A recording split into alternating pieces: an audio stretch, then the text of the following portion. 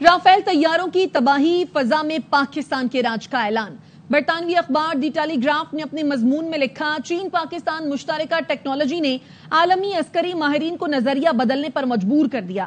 پاکستان نے بھارتی تکبر کے پرخچے اڑا دیے۔ رافیل طیاروں کی تباہی بھارت کے لیے نہ صرف تضحیک آمیز بلکہ خطے میں گیم چینجر بھی ہے۔ پاکستان نے نادیدہ اور خاموش ٹیکنالوجی سے بھارت پر دھاک بٹھا دی ہے۔ برطانوی اخبار نے لکھا، پاکستان کے پاس موجود چینی ٹیکنالوجی کے خوف سے بھارتی رافیل سرحد سے 300 کلومیٹر دور رہے۔ پاک فضائیہ کے ہاتھوں گرنے والے رافیل طیارے کے پائلٹ کو اپنی طرف آتی موت کی خبر تک نہ ہو سکی۔ پاک چین سینسر فیوژن ٹیکنالوجی نے رافیل کو ٹارگٹ لاک کرنے تک کا موقع نہ دیا۔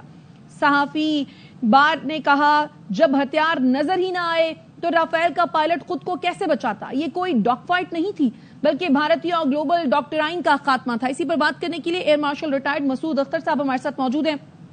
مسعود اختر صاحب، بہت شکریہ آپ کے قیمتی وقت کے لیے۔ اب تک ہم اس بات پر خوش تھے اور نازا تھے کہ پاکستان کو واضح طور پر فضائی برتری حاصل ہو گئی ہے بھارت پر، لیکن اب اس کا اعلان اور اب اس بات کا جو اعادہ ہے وہ پوری دنیا کر رہی ہے۔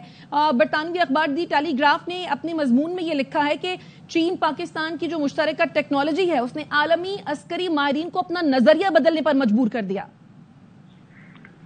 یہ سچ ہے مگر ریلیٹو سچ ہے۔ میں ہوں تو اتنے سخت الفاظ استعمال نہیں کروں گا کہ پرخچے اڑا رہی ہے۔ یاد رکھیے، انڈین ایئر فورس بھی ایک پروفیشنل ایئر فورس ہے۔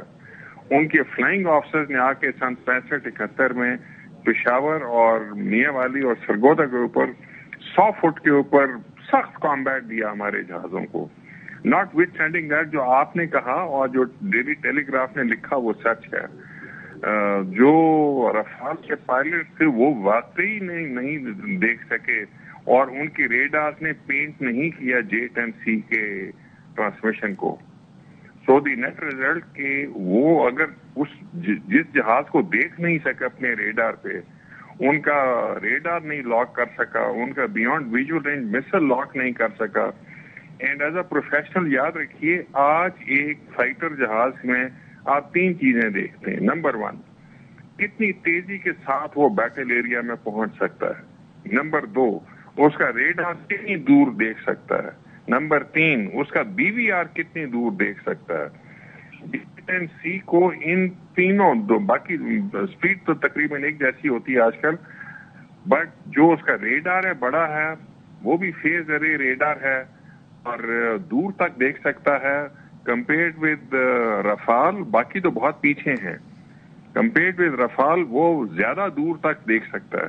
سو ہر دفعہ اس نے جب ہیڈ آن یہ جہاز آئے ہیں، ایک کامبیٹ کی ٹیکٹکس ہیں، اس کو کہتے ہیں گرائنڈر، تو ہر دفعہ اس نے پہلے پینٹ کیا۔ اور ہم نے جب یہ 70-30 طیاروں کا سب سے بڑا 1 گھنٹے کا کامبیٹ ہوا، اس میں ہر دفعہ JET&C کی ٹیکنالوجی نے رفال کو پہلے پینٹ کیا، اپنا BVR میسائل پہلے لانچ کیا، اور سو دا نیٹ ریزلٹ کے ان کے 3 جہازوں کو لگا۔ تو وی ہیڈ اے سپیریورٹی، اور اس میں پیور چائنیز ٹیکنالوجی ہے، ہماری مشترکہ نہیں ہے، and we had a much better day. تو رفال واقعی دیکھیے، اور یہ خوبی کس کی ہے؟ ایئر چیف مارشل سدھو کی۔ جب مودی نے کہا کہ کاش رفال ہوتے، اور وہ لے آئے 6 مہینے بعد 26 رفال، تو انہوں نے یہ 6 مہینے کے اندر JET&C لے آئے۔ یہ ان کی بہت اچھی کانٹیکٹ ہیں چائنیز کے ساتھ، اور 6 مہینے کے اندر ٹرین کر کے یہ لے گئے۔ Before I had contact with him, تو ان کا میسج تھا، we have trained very hard with these weapon system and they should not test our resolve, we are going to hit them very hard, and I think he has hit them very hard۔ یہ سچ ہے کہ ہماری superiority تھی، اس وقت بھی superiority ہے، اور اگر وہ اور کچھ لیتے ہیں تو حتیٰ کہ اس نے J-31 اور 35 کی بھی بات کی ہوئی ہے، وہ پیسے کہاں سے لاتے ہیں؟ وی آر کیش اسٹاروڈ، ہماری اکانومی ٹھیک نہیں ہے، but I think air chief marshal Sidhu, all credit to him, جس طرح کی فائٹ انہوں نے پرسنلی کروائی F-16۔ اور اس کے ساتھ میں بتاتا چلوں کہ ساؤتھ میں بھی اتنا بڑا پیکیج تھا اپوز کرنے کے لیے، جب وہ بھاولپور لاہور کو مارنے آئے، لیکن ساؤتھ والی اپوزیشن کو ہی پولڈ بیک، بیکاز وہاں پہ جو جہاز گرتے وہ انٹرنیشنل بارڈر کے اکراس گرتے، اس کی امپلیکیشنز تھیں. یہاں پہ ڈسپیوٹیڈ ایریا میں گرے، so nobody can question that. So I think we had an edge. ہمیں بجا طور پر فخر ہونا چاہیے اس کے اوپر. And all credit to the air force and air force chief. بہت شکریہ air marshal retired Masood Akhtar صاحب.